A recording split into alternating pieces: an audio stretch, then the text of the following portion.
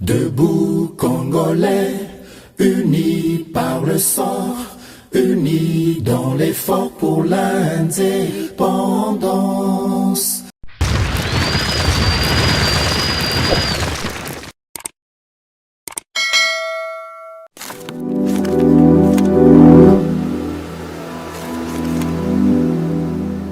Ben voilà, chers téléspectateurs, amis de GCAM Télévision, je vous souhaite le bienvenu dans cette édition de votre émission préférée, Debout Congolais, Bisikanyo Sobino Bozwami Boyebike, émission yo tango et bandaka et la kisike drapeau ya ekolo Congo ici et Télémi, Boyebi bien Debout Congolais aka émission na bino émission ba éclairé.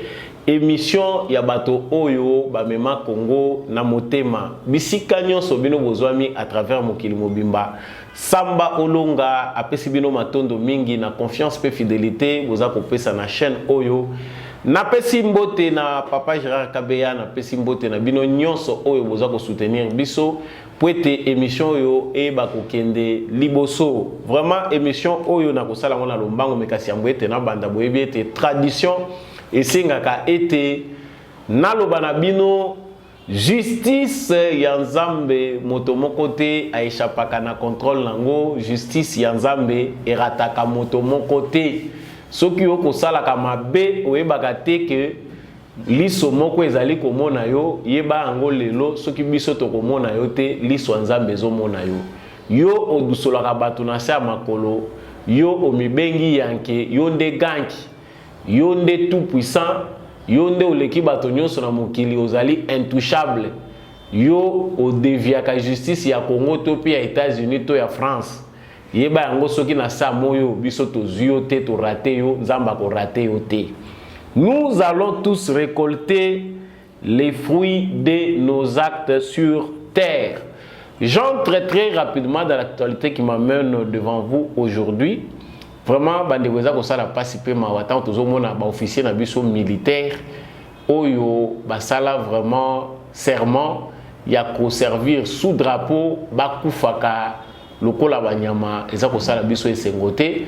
J'ai fait vraiment cette émission nangai ko présenter émission te mais na sala émission pour na yoka ba information tozui bakangi deux jeunes filles que vous allez voir, peut-être vous avez vu déjà dans ba image ya début ya vidéo oyo ndenge nini bana basi wana bazali soupçonné et ezali vraiment bango mutu bazali spécialiste ya koempoisonnaka ba officier na biso militaire ba haut gradé na biso ba chef d'opération bato boza koyoka bazo kufaka pamba bakei mission ba kufi ezali na unité moko ya Kagame oyo à travers kanango à l'interne na Congo outre les infiltrés outre les Congolais qui ont fait allégeance na politique ya Kagame, il y a certainement une unité solide.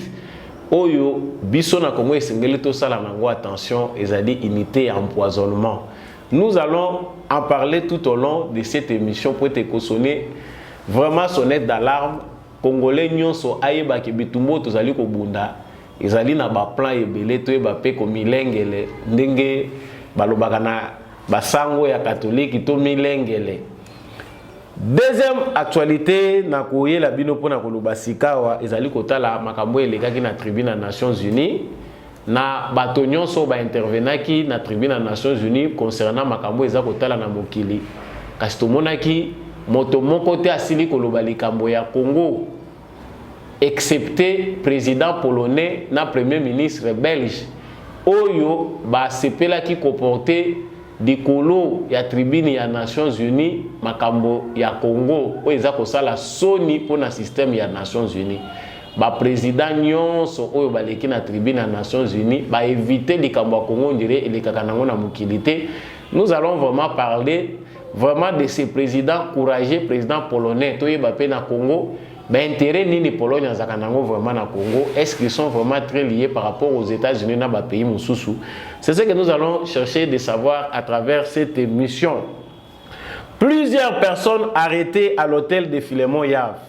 Vraiment l'arrestation en cascade des hommes continuer ko salema. Na lobaki en émission il est kaki que eza facilité certaines choses ba communiquer biso en directement. Tout ça koyeba à travers ba bribes des fois en retard.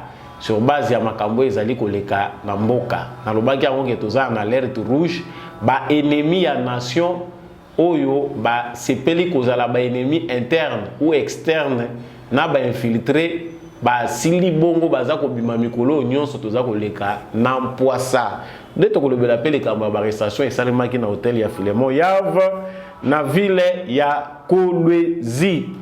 Voilà tout ce qui va concerner vraiment l'actualité au bisoto ko analyser pe ko décrypter na bino le roi to sala kana momesano na kati ya émission Oyo. Soki nanu oza abonné na chaîne Oyo, la seule façon pour vous d'être membre de la famille Debout Congolais, c'est de vous abonner à cette chaîne pour ne jamais manquer notre actualité et surtout cliquez na cloche de notification. Tcha, vraiment OK, j'aime.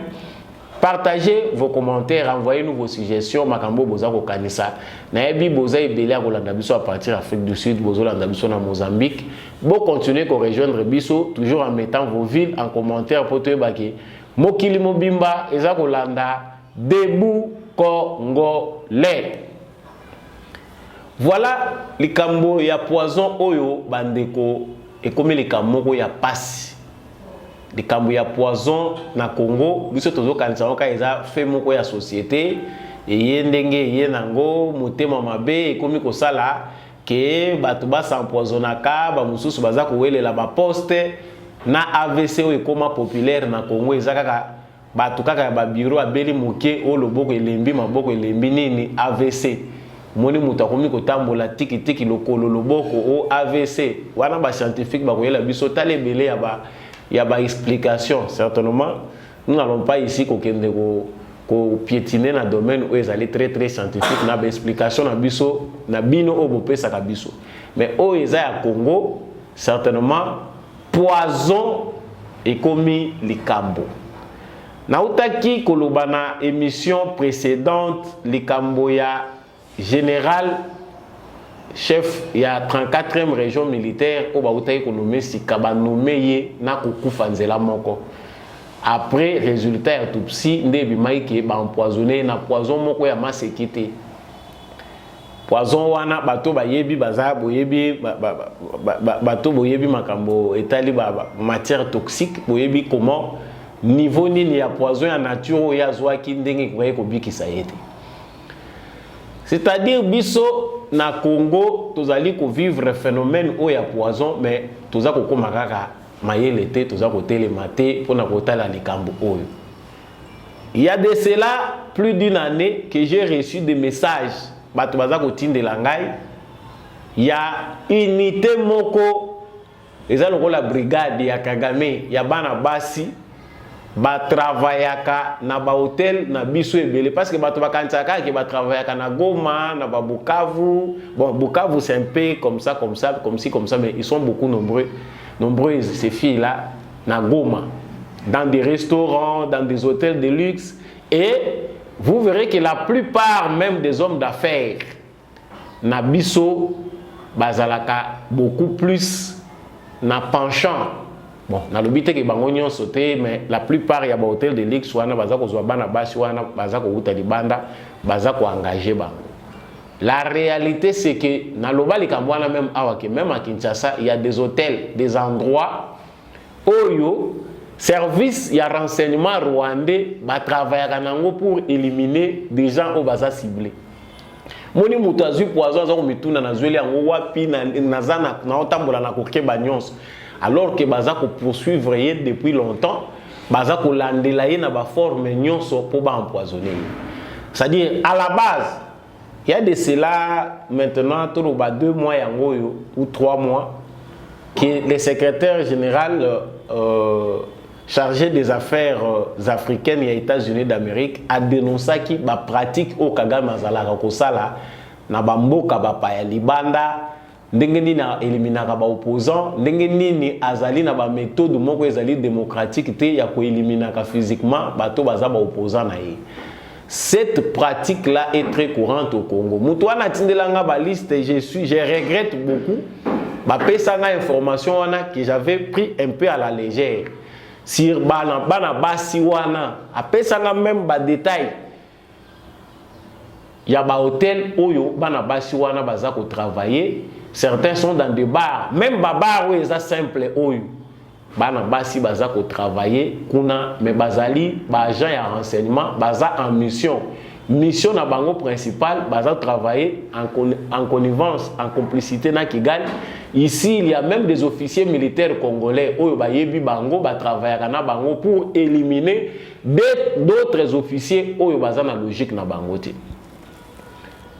Mais bilongi ya bana basi o siko bozo mona sikoyo o bino boza na kati ya komona bana basi o mibale baza arrêté na kisi o moni baza ko présenter wana bana basi oyo musala oyo bazwa bango bazwela bango c'est d'empoisonner nos officiers supérieurs au côté na restaurant baza ko landa yo parce que ceux qui baza ko salo filature pour ceux qui maîtrisent bien makambo renseignement. Soki baza ko landa yo okoyeba te ke baza ko landa parce qu'ils sont spécialistes à ça ici quand nous ozwaka mo eloko ozotia na munoko baza ko yeba amelaka masanga wapi est-ce kaza originaire ya région nini ayesi kato ayeka lelo.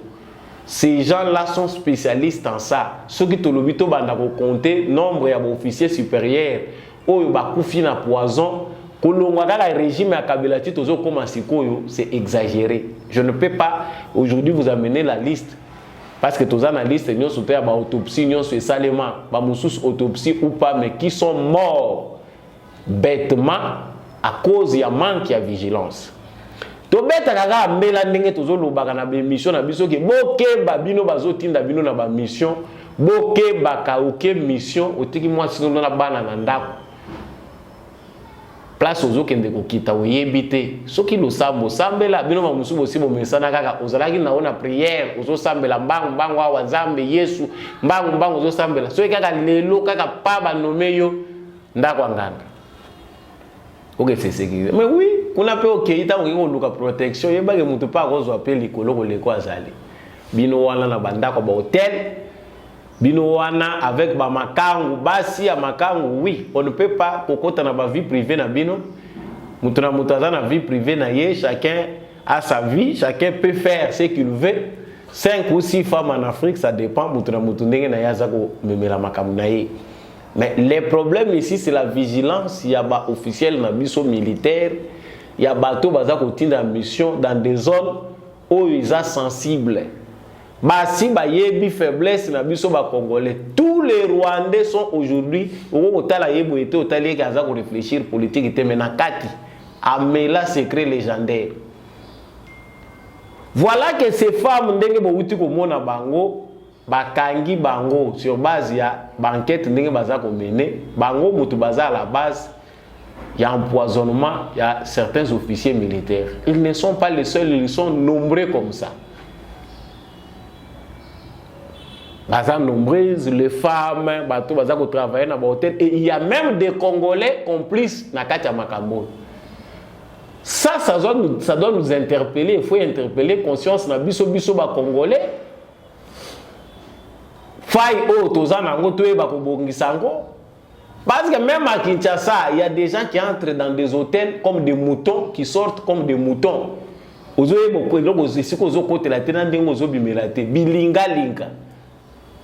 Toutes les femmes belles que tu rencontres dans des hôtels, il y a un Eratissa Dominique Strauss-Kahn à porte, il y a présidence, il y a France. Candidat favori, Batrios Balobi à Onda Kokende. Piège, quand il y a mouké dans la chambre à hôtel. Ceux qui payent à solo, ceux qui payent à l'okuta montage. Ça, c'est à vous de vérifier toutes les versions possibles. Carrière ici, là, il est là. Abeta Magalisou, les solotés. Azinda Libela, on l'a ruiné. Piège Oyo, Kagame, Nabatunaye, installé dans l'Est et à Congo sur tous les plans. Nasina Loba, Awa, Nabemission, Beleke. Kagame compte beaucoup plus sur l'infiltration au Congo que sur l'arme Yazanangona Kigali. L'arme la plus puissante que Kagame a utilisée, c'est la trahison des Congolais et l'infiltration au sein de notre armée. Très très belé au bazan armée, n'a pas infiltré au Touzana Bango, pour la plupart, cause Batubaza coupé sa babeki n'a pas le Kagame. Tolobaka naza ko lobango na be mission nyonso lobaki na obanda ko rappeler bino l'ennemi interne. auxquels nous faisons face, c'est les Congolais lui-même. Bande konabiso moko ba Congolais. Bande konangai même temps nazolo balikambo oyo, je pense que ça fait très mal. Ezo sala passe mingi. Vous allez suivre cette vidéo naboyi parce que bakokate la bino ba parti oyo bazako la kisabibembe ya ba militaire na biso. La trahison. Biso ba mususu oyo, je suis chrétien, je le dis, mais je soutiens la peine de mort. La loi, c'est la loi. À Dieu, rendez à Dieu ce qui est à Dieu, à César ce qui est à César. Nous sommes régis par des lois. Il faut que nos lois soient des lois drastiques. La loi moko est vraiment à rigueur et permettre que toi endiguer fléau biso toza ko vivre. Il y a ba trahison oyo. Ba militaire bazako kende na front, les militaires au front. Comment peut-on faire commettre une erreur de stratégie à otindi déjà ba militaire ozu ba musu solandi sina sima sans quoi faut informer ba oyo ba otinda ki liboso. C'est que ces gens ici sont dans la trahison ko bomisa bana bato botinda ba soda belé bo format ki ngo bozo garder bango bo cha bango wapi botinda bakende ko bomisa bana bato avec des traîtres diaboliques déjà enracinés na kindoki banda kala musala bango basala kezaka ya ko trahir nation. Bazwa bana batu ba uti ko ba nouveau recrut batinda bango bakende ko bomisaka bango na zamba en désordre. Liste eza ko continuer trobaki tous les traîtres. Félicitations nazolo bagana bino bato bolala ka tolo na se. Bozé belé nazo mona bino bolala ka tolo na se, votre Dieu vous répond. Bo prier makasi bino bato bozana makasi ta ko lubande biso tozolo baboye. Prier makasi. Benemi à Congo, nzamba dévoiler bango. Parce qu'il y a des gens qui travaillent pour brouiller la vision du président de la République. Qui faire confiance, bah couper sa nani confiance à. Même bah au bazar ya ba yeo ba lobi to litaki. Biso mututo bundaki 37 ans de lit ceci a komi wana tellement machine ya corruption. Bando kinde ba leke belé na kati ya institution, ils finissent par trahir. Zomo neza pete yo zali bando zo le lolobi ba kotisa biso pe bazo tia biso te ndenge nini ozomo na ngo eza pete. Eza pete le mal est si profond que certaines personnes n'arrivent même pas à comprendre ndenge nini mboka eza kokende. J'ai eu vraiment froid au dos. Suivez d'abord cette vidéo et puis je vais revenir. Oyo ezali bandeko na biso oyo basili kotika biso na makambo oyo ya mauvaise orientation ya bakonzi toyokanaki na bango tokende kuta na place ya réunion de temps que tozala tokende tokende kokende kaka bakonzi bapange lisusu bayobima lisusu bananso na sima tobetani masasi kati na biso yango oyo tozosala tona kati ya malere tona kati ya malere basoda akufi ata mungu na bomana no te ata mungu na nazwa biso te basi sa biso ka bona politique na bango tokuti yango na kati ya Ituri oyo tala bana mai ndenge tokomi na mawa mota mungu na boma biso na biso bana ko bomana mobile commandement matata assez pharaon nguni ba bitumbele weso bomana ko sona ilongene na ngo totikala ko perdre mutu te na ba bitumba ba assez pharaon ya ko bomana na tongo bo biso moko na commandement nani de section on est chané d'équipe ndiye on est chané bakonzi bo rezonaka bozonaka iloko oyo nini ezali tala ndenge bandeko nyonso bakomi alerté na pasi oyo lekani concernant opération oyo bakonzi baza kopanga opération bango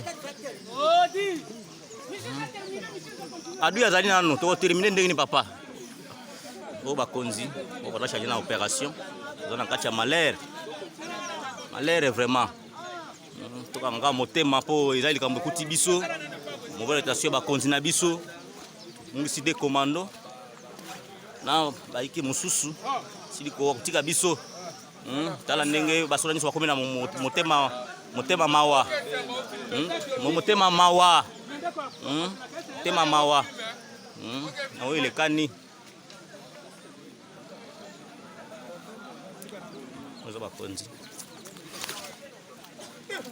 oza bakonzi atwe na pe yoyo azoki yo ba traité awa parce que kuti biso so da ku government colonel de abino na bina caméra yango téléphone na bina mokonzi de gérer caméra yango pour témoignage biso yo to komi na malheur sa mungu na biso kaka kozanga orientation de etindi to zokisa na kati na biso oyo matata muzuri baninga bapalanga na gapi banza.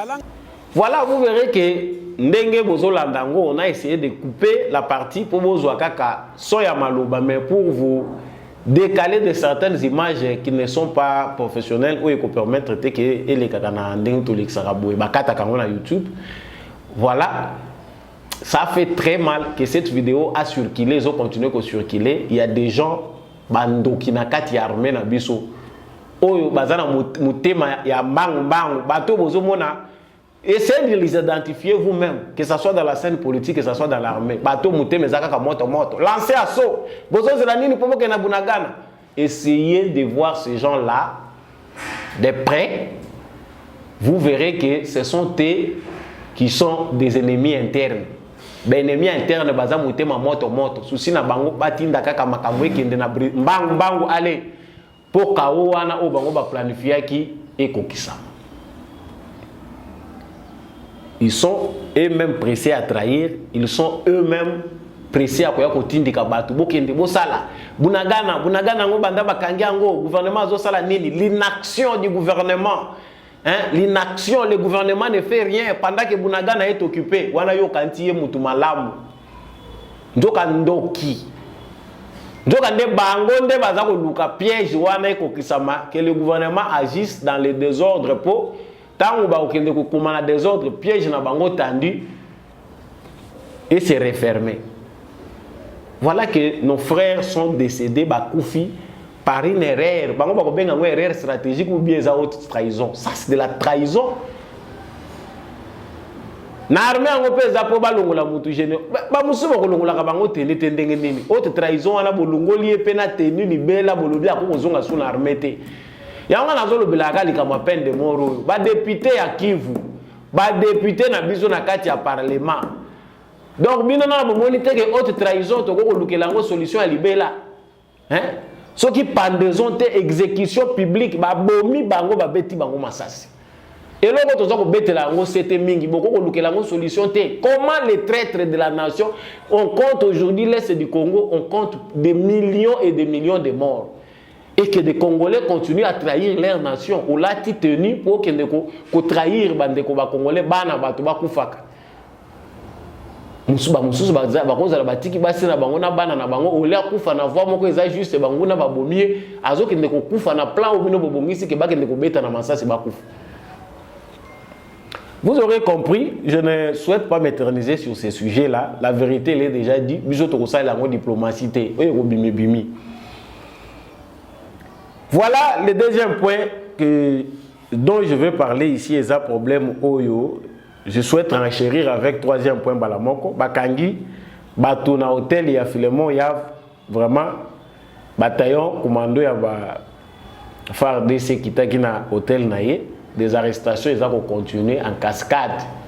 Et comme ils ont traître en nation. Et je profite ici pour nous dire que Moro et les gars na lito inangai. Ba ebisinga ite mena monika. Yana acteur politique moko azo subir déception makasi akotika politique. Bino moko bodukaye. Bo deviner ka kombo na yeme dans la scène politique congolaise. Mutu moko alinga kiendepe. Alinga kiendepe peut-être 2022 oyo. Aussi les sangote yemoko azo se recadrer azo zonga malembe parce que mission oyo ba pesa ki na Occident moyen à réaliser ngo ezate akutani na blocage sérieux ya machine ya Félix Tshisekedi tellement humiliation ko leka makasi moyen à résister dans scène politique ezate il va abandonner. Nous avons dit voilà, on a arrêté des gens na hôtel ya Filemon Yav. Ils sont situés dans la ville de Kolwezi, dans la commune de Manika. Vraiment, ils ont kanga batu en cascade. Si bino bolati drapeau ya Congo bozo sakana nango bolati tenu pour trahir le pays. Basé belé na Kinshasa pe bazaka ke belé. Baningo bazo kokate récemment muso alongula ki tenu à rejoindre M23. Ndenge tozo yoka ke mususu lisusu bazo kendaka bakominde ko renforcer rang ya M23. Le roi ba moni ke na armée moto eleki makasi moto eleki lumière ye na armée. Bakomi ko sala ba défection bango moko bazo kima bazo kende ko rejoindre M23. Nanu bokimité. Nous avons dit que il y aura un moment où il y aura des fuites en masse. Hein? Le Congo est entre les mains des Congolais, bino bozo blaguer. Certainement il y a encore des Congolais qui dorment, qui sont dans l'obscurité. Obscurantisme là ti bango jusqu'à tel point que ba monde de l'autre côté. Mais aujourd'hui le Congo est entre les mains des Congolais. Vous pensez que c'est une blague? Marche arrière ils allaient sauter. On avait dit clairement que marche arrière, ils allaient sous-souter. Même les Américains, peu importe leurs aventures, même la force internationale au Bazo Sakana, la ligne où ils ont déjà franchi. Congo, ils ont un Maboko ya Congolo, ils ont un Maboko ya inconnu, tout mon père. Et vous les avez. Malheureusement, il y a des gens qui continuent encore à croire dans la illusion. Bon. Ceux qui ont des illusions, ils ont des rêves, ils ont d'autres malades qui nous avons dit, voilà, je vais terminer avec ces points de la défense de la MONUSCO, de la défense pardon, du Congo à la tribune des Nations Unies. Biso Congo, to côté le le président Félix Tshisekedi na mutema malamu wa Congo, à côté même pour la likambo ya Zimbabwe, na lobaki ya ngone émission elekaki. Mais la tribune des Nations Unies, tout le pays ami. Tout le pays nini ya mawako otala peke en Afrique, il y a une situation inadmissible au Congo précisément. Après génocide, Bekatombo et à l'est du Congo, on ne sent même pas attaque au sous à Kokosolake par rapport à la situation à Congo, voilà mention. Je vous propose de suivre parce que ce président ici dans le Gaïna Talanano, na moni pe lo comme longate au Pologne a gagné directement par rapport à l'intérêt de l'investissement dans bango na Congo. Mais ce président est à féliciter parce qu'il est dans la logique juste. Na moni aza mutu moko aza animé na souci à lumière. Suivez d'abord les propos du président polonais et puis on revient.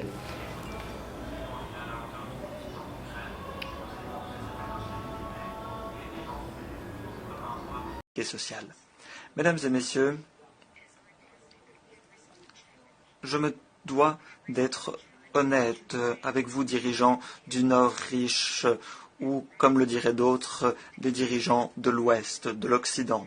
Il est positif que nous ayons été à la hauteur du défi en Ukraine, que nous ayons préservé notre unité et ayons fait front commun pour appuyer la victime plutôt que l'agresseur.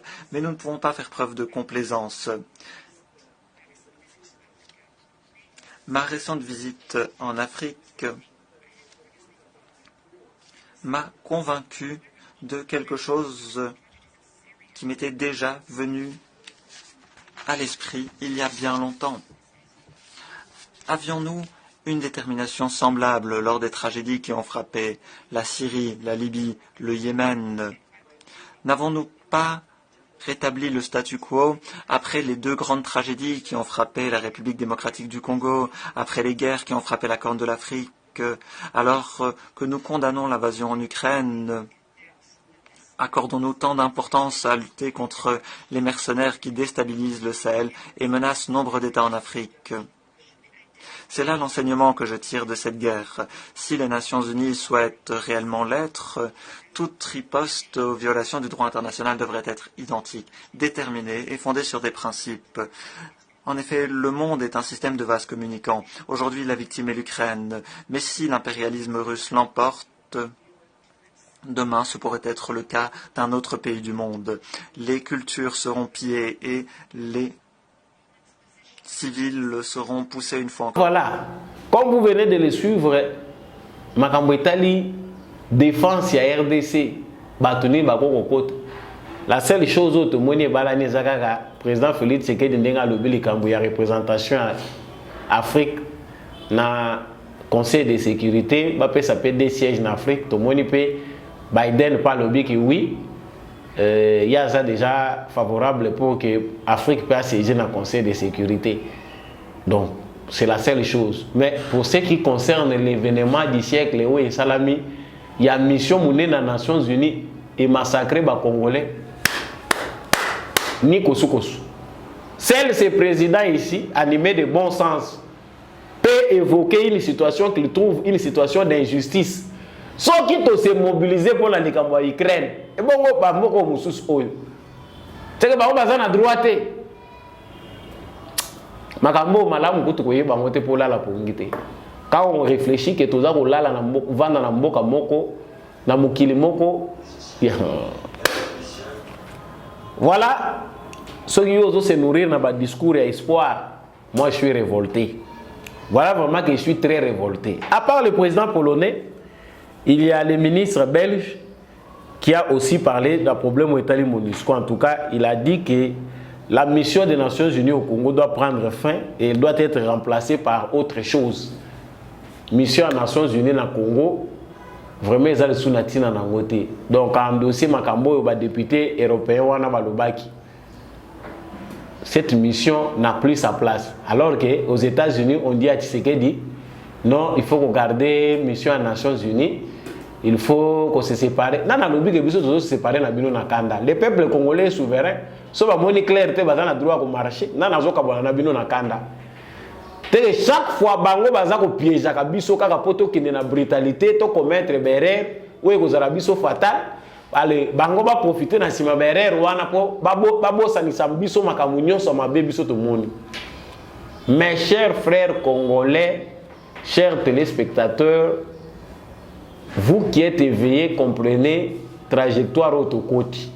Mokili etondi lelo na makambu ebele, makambu oyo lelo monde eza ko connaître et ko provoquer certainement ba changement na ba pays ebele. Ba pays oyo population baza na maturité pe ba dirigeant baza responsable bazo profiter na ba bouleversement oyo eza ko ndengisa mokili pour aussi ceux qui boza liberté bozo pe bo affirmer souveraineté na bino pe liberté na bino. Le discours du président Félix Tshisekedi na tribune des Nations Unies est un discours moko très ambitieux. Et un discours moko est accompagné de la maturité à tout un peuple. Biso ba Congolais pour faire avancer notre pays. Si nous désirons réellement les changements, nous devons être éveillés, prêts à toute éventualité. Voilà, c'est la fin de cette émission. Vous êtes nombreux à suivre Samba Olonga de partout. Mettez votre ville en commentaire. Envoyez-nous vos suggestions, comme d'habitude. C'est dans l'unité et dans l'amour que nous allons construire notre très et cher pays, cher beau pays. Voilà, je dis merci à l'équipe technique qui accompagne à Chaco. Je dis merci à tous ceux qui nous soutiennent de loin ou de près, que ce soit Papa Jean-Louis, Timbalanga, Maman Lisette Mumbendou, Papa Boniface Mpunga et toutes les autres personnes que je n'ai pas citées dans cette émission. Vraiment, je reconnais. Ndenge bozali kotombola bendele ekoyate bendele zala toujours likolo ngana bino tomonani prochainement avec un nouveau numéro.